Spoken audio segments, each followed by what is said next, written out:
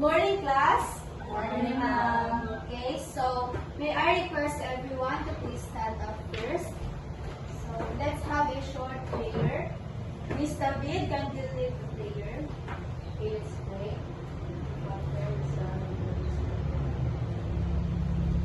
Our Father, who art in heaven, hallowed be thy name, thy kingdom come, thy will be done, on earth as it is in heaven. Give us this day our daily bread, and forgive us our trespasses, as we forgive those who trespass against us, and lead us not into temptation, but deliver us from evil.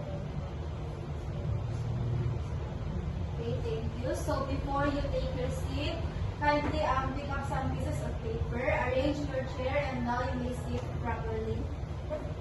Okay. So how are you feeling today? We're fine, ma'am. Okay, that's great to hear. So now let me quickly check your attendance. If your name is called, please say present. David, Present, ma'am. Egay, Ganon, Present, ma'am. Yurin. Present, ma'am. Okay, very good. Seems like all of you are here today. So, before we jump into our topic, let's have a quick review first. So, can anyone remind us what is communication? Miss David, what is communication? Communication, ma'am, is a two-way process where there is an exchange of a message between receiver and sender. Okay, you have an idea. Miss Gano, what is communication?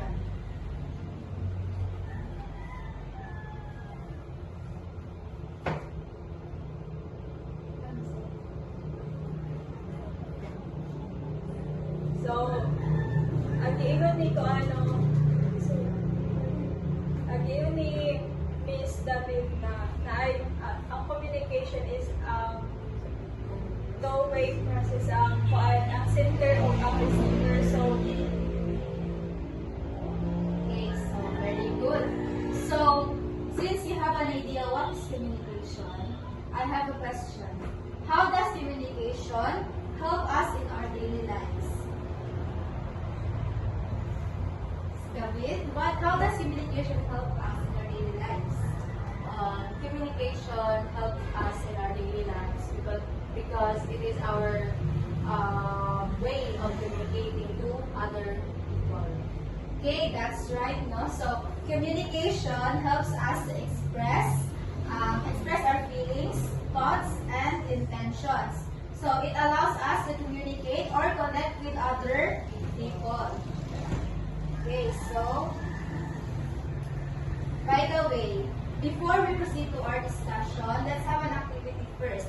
So, in this activity, I will show you a few pictures. Then, I want you to tell me what message or emotion you think each picture is trying to convey or communicate. Okay, understood? Yes, ma'am. So don't worry, there is no wrong answers. You're free to share your thoughts in each pictures. So here's the first picture. So by the way, this activity is entitled, What Do You See? So based on the first picture, what do you see? Hi.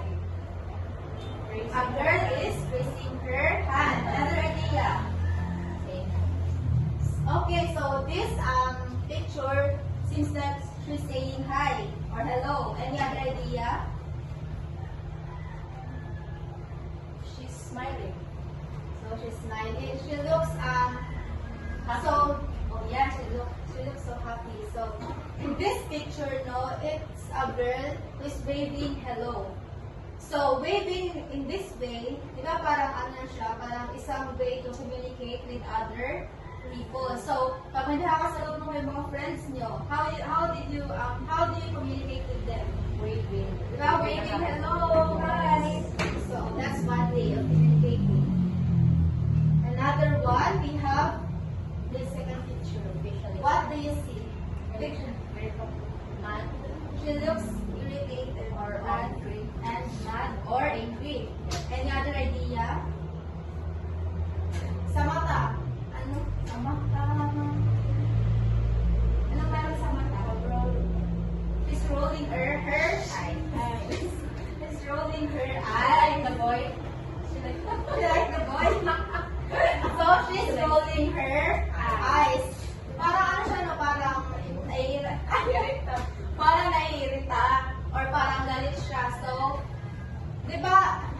encountered, have you experienced rolling your eyes while communicating with someone? Yes. Especially if you don't like the person you're talking, no? So parang, minsan din pag naiinis kayo, you're rolling your eyes as way to communicate to them na naiirita ka or parang hindi mo gusto yung pinag-uusapan niyo. Okay, third, we have this picture. What do you see? She looks confused. Any other idea? Hesitant? Okay, any other idea? Shy? She looks shy? Okay, in this, what? This is the bit? She looks Biting biting her nails. So, what do you think is, ano ba yung reason? Bakit tayo nag-bite ng nails? Siyempre, na-experience yun talaga yan, yung nag-bite ng nails. Nervous. Maybe she's nervous. Okay, so this picture represents a nervous girl biting her nails. So, di ba parang pag, parang pag kinakabahan ka, ano ba parang yung kamay mo or hindi ka makakali. So, next. What do you see? Happy or ugly? A, agree or Okay. okay, means agreement, iba yung side. So in this picture, it is a girl who looks so happy. This picture might be this picture. It looks like she's agreeing. So okay, but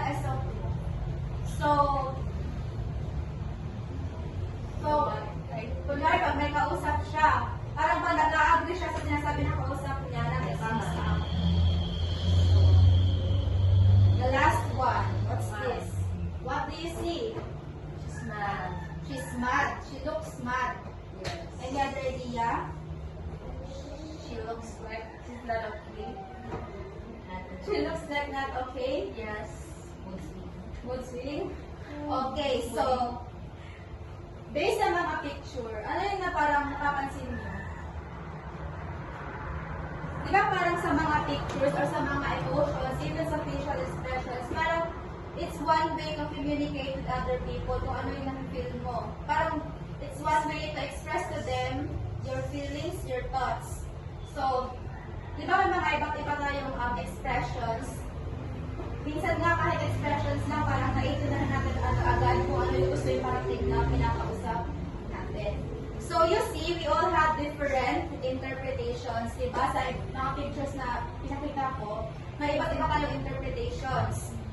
So this tells us that how we say or express something can change the meaning of the message. So for example, dito, kung bakit kayo kausap mo ng babae, tapos sinausap mo siya, how are you? Tapos sabi niya, I'm fine, tapos ganun yung mukha niya. So what do you think? Do you agree na okay lang siya? Tapos ganun yung mukha niya, expression niya? So of course not. So, kapag nakikipag-usap ka sa tao, hindi lang sa through words yung parang, hindi lang through words yung tinignan natin kung ba sinasabi niya. Di ba minsan through their facial expressions. So, that's why it's very important na alam natin yung proper way. No, kung pag masaya ka, ano ba dapat na expression? Kasi minsan, nagiging cause siya ng misunderstanding kapag yung sinasabi natin hindi tumutugma sa facial expression, sa gestures, or sa kung ano makikita sa atin. So today we will talk about verbal and non-verbal strategies. So both of which are important in helping us express ourselves. So again, what's our topic for today? Verbal and non-verbal strategies.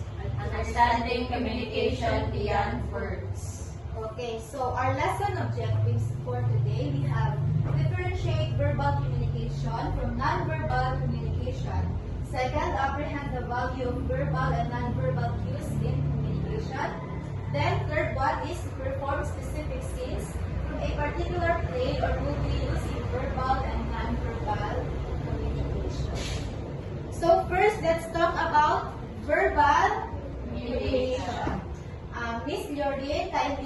what is verbal communication, then elaborate.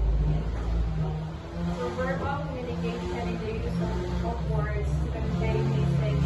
Some forms of verbal communication are written and oral communication. So like sabihin nga kanina, ang verbal is mag-convey siya message sa sender and receiver. Then, dili ra po siya sa through saying and pwede po siya sa written speaking. Okay, thank you.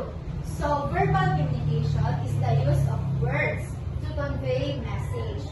From the word itself, verbal means using words to express your thoughts, your emotions, your feelings. So, it's about using words to convey message to someone na pinakausap mo, kung ano ba yung feel mo, ano ba yung gusto mo sabihin. So, in verbal communication, no, there are two forms. We have the written and the oral. So, by the way, can you give me an example of verbal communication you use today, since you know naman ang verbal communication? Ms. David, what's an example of verbal communication?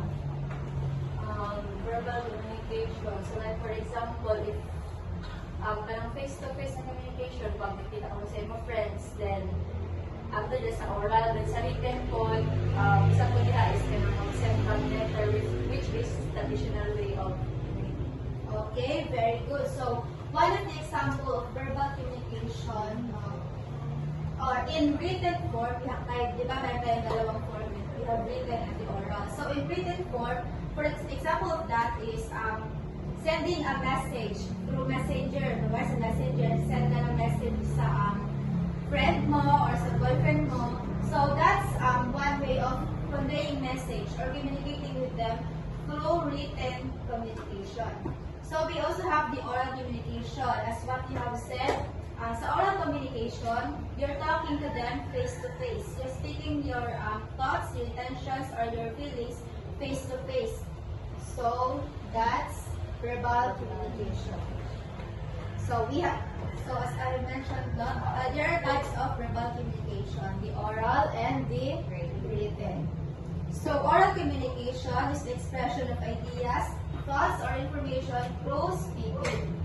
So, again, it's expressing your feelings, your ideas by speaking or through speaking with that specific person na kausap mo. So, it involves both the speaker and the listener, and it usually happens in real time. So, of course, if you're in oral communication, it involves both the speaker and the listener. Kasi di mo naman masasabi yung message mo face to face pag wala yung gusto mong kausapin. Except na lang kung in written form. Kasi kung in written form, pwedeng hindi in real time, di ba? Pwede namang mamaya, send mo ngayon, tapos mamaya niya mabasa, mamaya niya reply yan. So, here in oral communication, it happens in real time.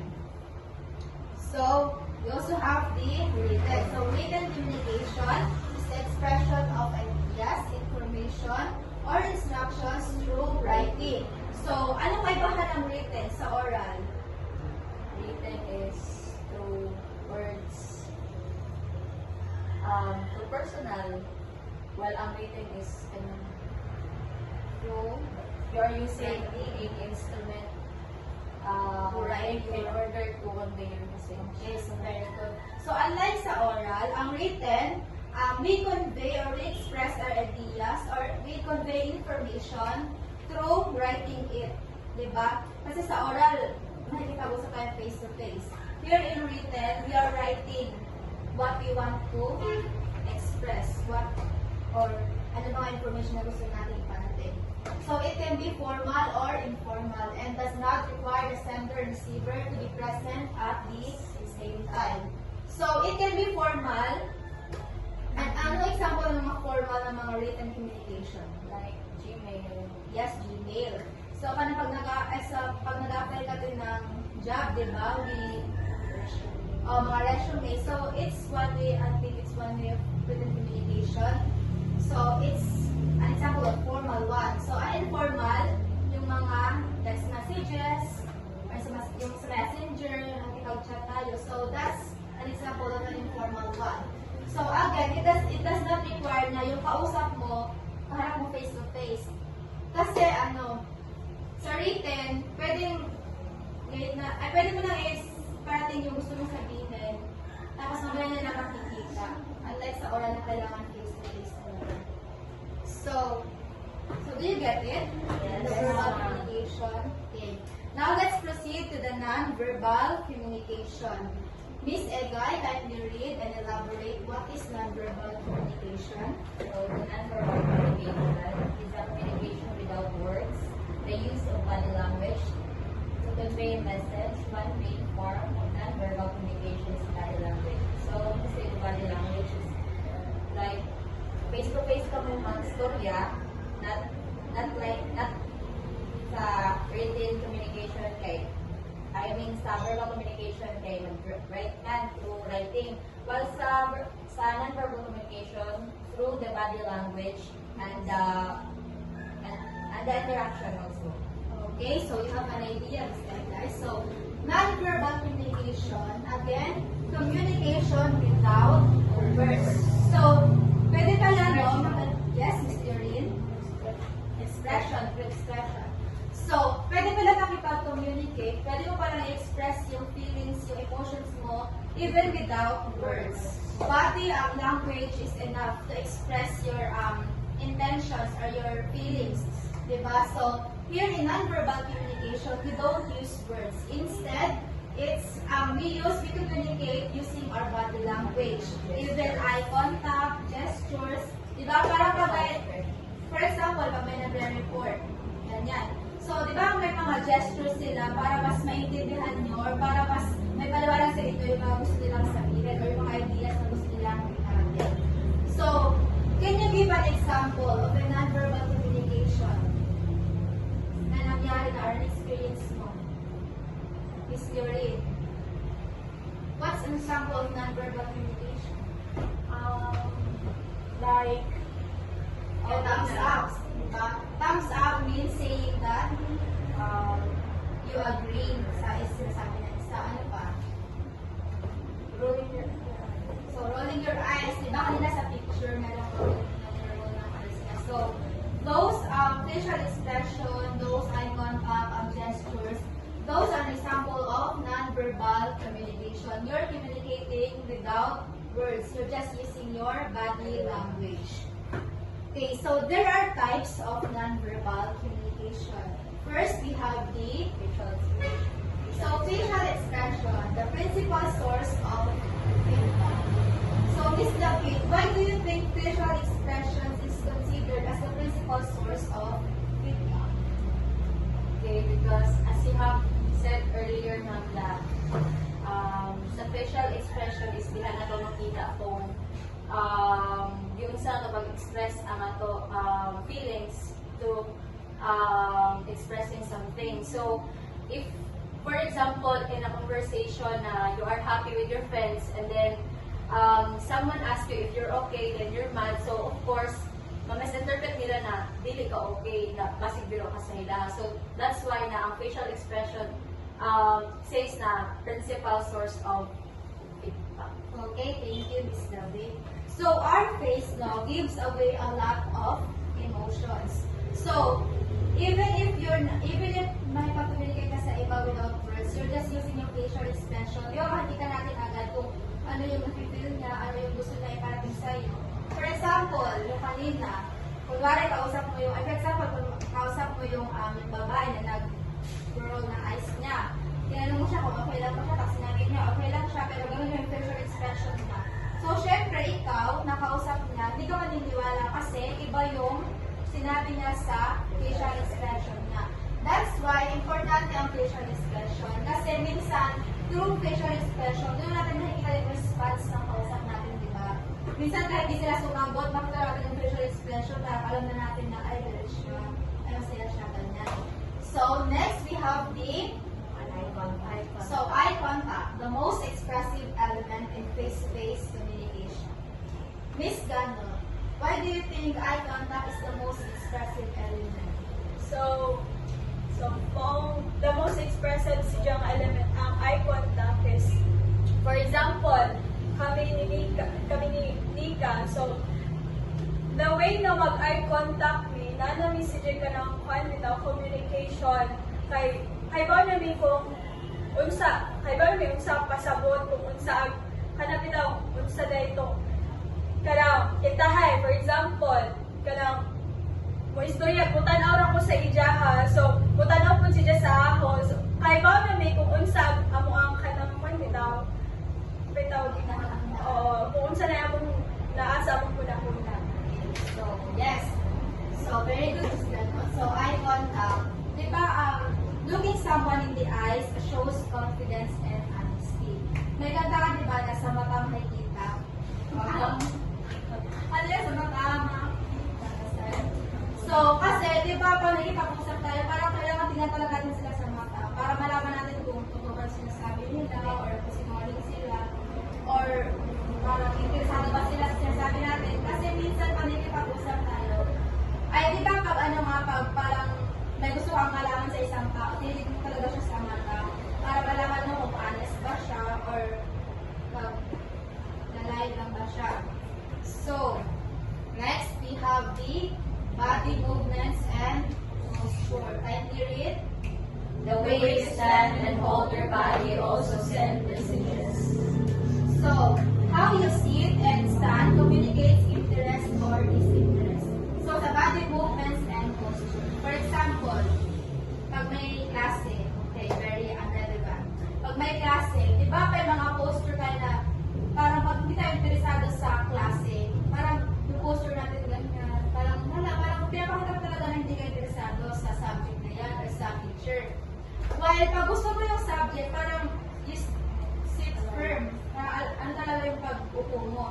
So, through body movements and posture, no, it's also a form of communicating, no, kung may interest ka ba sa sinasabi niya or sa subject na yun, or kung wala ka ba ang interest. So, next, we have gestures. So, gestures, the movement that you make with a part of your body, especially your hands. So, gestures, these are movements we make with our hands. So, one of the best example of gestures is pag working class.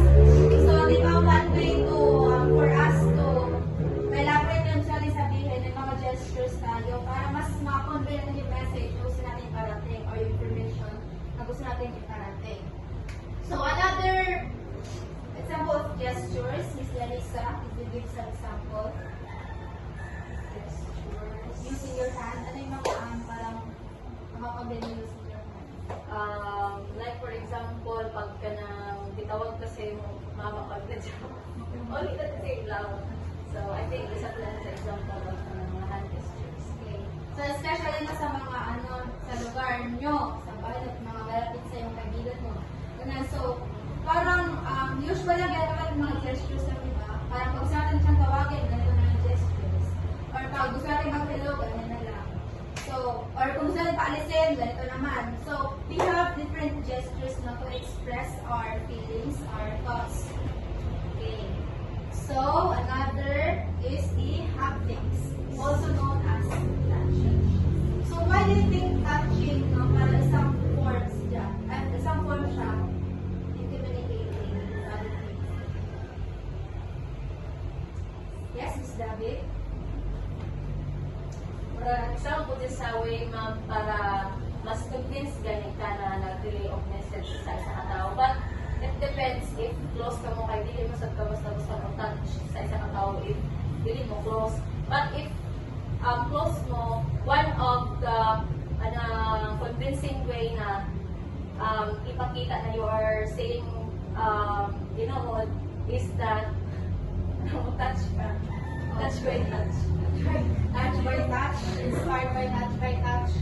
Okay, so touching or touch can communicate emotions or intentions.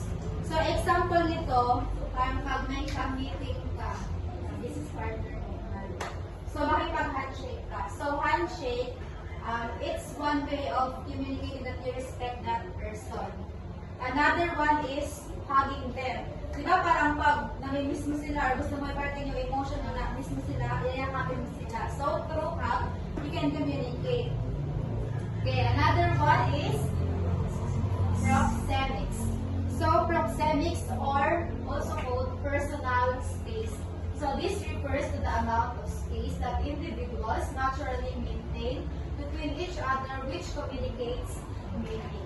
So, why do you think yung space sa panahipag-usap ka can also convey a message?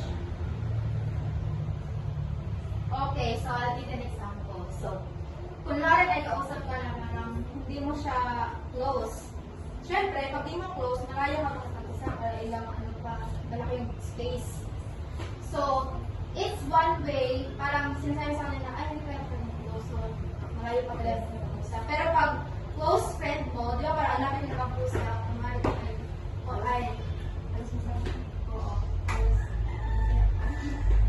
so, yun. So, parang space can also convey a message. Okay, so, next one is the voice. Voice. Kindly read this canon. Voice. The way in which a message is spoken is as important as what is said. Okay, so voice. When communicating to someone, di ba importante yung tono, yung voice natin? Kasi, for example, pag may kausap ka, mas galit ka sa kanya, ay, hindi ka galit. Hindi ka galit. Pero yung tono na pangalalita mo, parang galit ka. So, parang mami-misunderstood nila yung sinasabi mo. Diba, tinanong ka, kamusta ka? Sasabihin mo, okay lang. O, di ba, parang hindi naman convincing na okay ka lang kasi yung tono ng panangalita mo iba sa sinasabi mo. So, that's why, if you want to talk to someone, make sure na sakto yung panangalita mo, yung voice mo. Kung galit ka, syempre galit yung tono ng panangalita mo. Tapos kung hindi ka naman galit, syempre huwag mong diinan yung pagsasalita para hindi ma-misunderstood na kausap mo. Okay, so, that's all for the types of nonverbal communication. So, I have a question. By the way, do you understand the nonverbal communication? Yes. Any other questions or ideas? None so far. So, since you don't have a question, I will ask you a question. So, my question is, have you ever misunderstood someone's message because of how they said it? Na-misunderstood mo na sinasabi ng iba dahil sa tono ng pangalita nila? Experience mo kayo? Yes, Miss Ega, have you kindly share your experience? So, ang akong experience no kay mag-base kita sa ija tono, isang dili pero ang tao, pero ang ija mag-deliver pasungko. So, ma-misinterpret dito na to kung biro sila or hindi.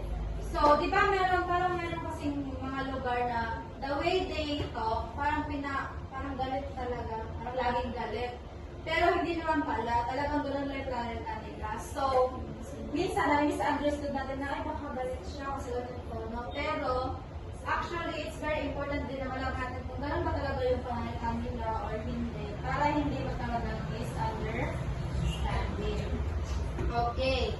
So, we're done in our discussion. We don't have any questions, right? So, to generalize our discussion, here's a question. So, another question. So, what is the importance of verbal and non-verbal communication in daily lives? So, why do you think it's important to understand both types of communication? Ms. David, seems like you have an idea. What's the importance of both communication? So, like what I said earlier, Mamo, that communication is important in our daily lives because we use it to communicate with other people. So, by the use of verbal and non-verbal strategies, so that is our way of expressing ourselves, of Okay, thank you, Ms. David. So, again, to recall our discussion, what's verbal communication? It's communication through through words.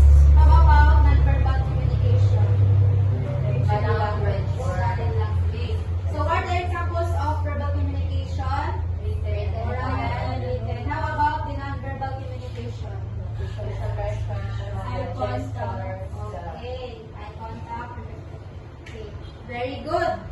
So, since you really understand, it seems that you really understand our discussion. So let's have an activity. Let's apply what we have learned in our discussion. So here's an activity. The class will be divided into 2 groups. Each group will be required to have a short scenario to be performed in front. So the scenes must come from a play or film. The groups can only have one scene from the play they chose. Before coming up with a performance, there must be a script. The script should contain verbal and non-verbal cues. So, one of the example ng verbal and non-verbal na cues. It's a girl saying hi while waving. So, hi is example of verbal communication, while waving is non-verbal. Okay, so here's our criteria. So, criteria for scoring. Concept is equal to 10. Creativity, 5, reality, 3, teamwork, 2. So, total points of 20 points. Okay, so, are we clear? Yes, ma'am. Okay, so I will give you 5 minutes to have a discussion with your group.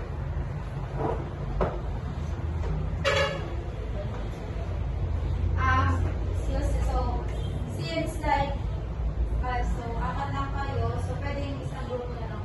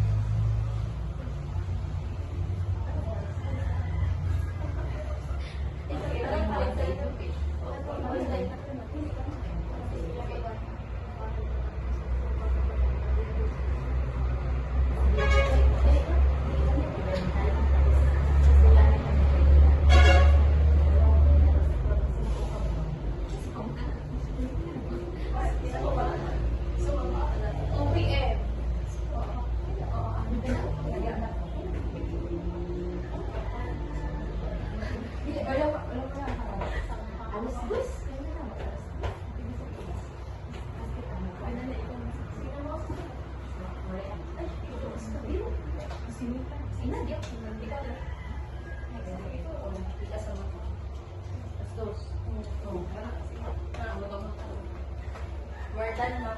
Okay, so you're done. Very fast, very mindful, very good. Okay, so are you ready to present here in front? Yes, ma'am. We're ready. Okay, so let's start. I will be your audience. Start your presentation in 3, 2, 1, start. Hello! Hi. Ano yun? Alas 2. Kapawa ka? Pero ikaw? Ay, Hello! Hello! Hello! Ikaw lang yun eh? Oo, may oras. Ikaw, hello! Okay, go, go. Hello! Hi. May oras. Alas 2. Pero ikaw? Yeah. Ikaw eh. Asa mo? Okay, okay. Okay, very good. A round of applause. It seems like you really understand our discussion for today. Sorry, like, Relaxation talaga. Okay, so here's your score. Are you ready? Yes, ma'am. So, for concept, Oh my God. you have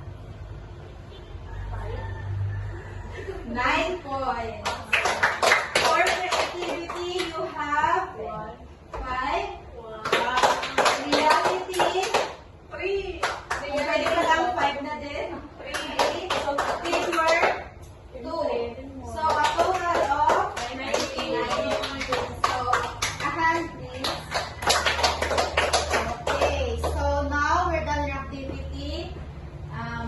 Please prepare 1/4 sheet of paper for our short quiz.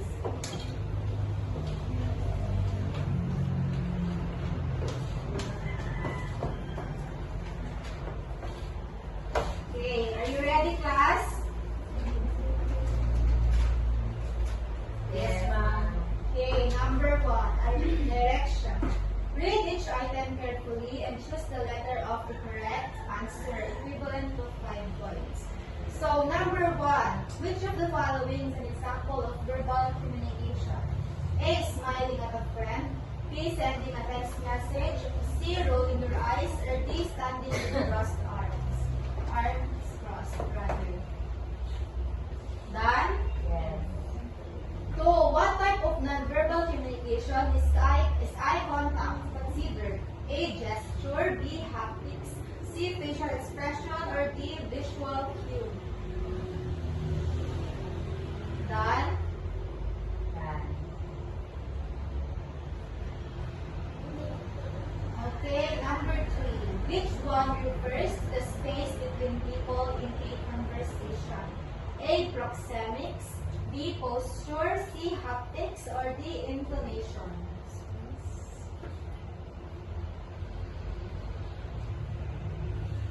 Run.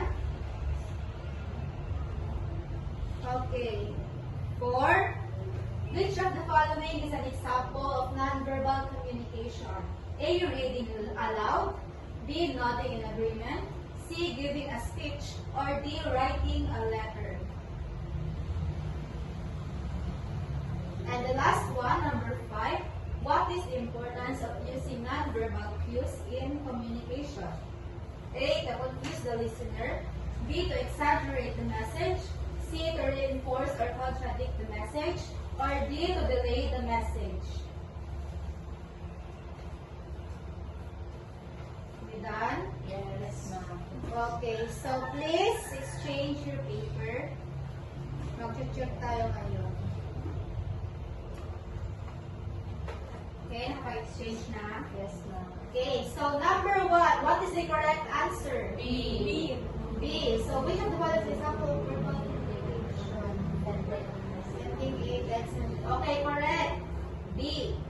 Number 2. C. What type of nonverbal communication is eye contact considered? It's C. Visual expression. Visual. Haptics. C. It's D. Visual cue or eye contact.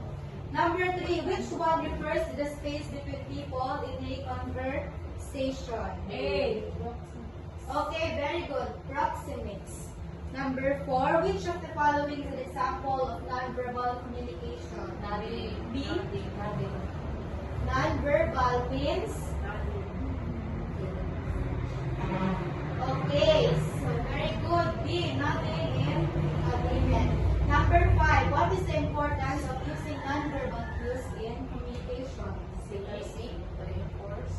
Okay, very good. To reinforce or contradict the message. So, who got perfect score? Perfect score? Wala. 4. You got 4. Okay. All of you got 4. Okay, Lorraine, 4/5. A hand, please. David, 4/5. Carlos, 4/5. And Lorraine, 4/5. So now, let's have your assignment. So, assignment, kindly read, Miss David. Assignment, instruction, and items 1 to 2, choose the letter of the correct answer that suits the statement. In items 3 to 10, identify the type of nonverbal communication being described in each sentence. Okay, so here's your assignment. Okay? So it will be passed next week during our time. Okay, that. Are we clear, class? Yes, ma'am. Okay, so that would be all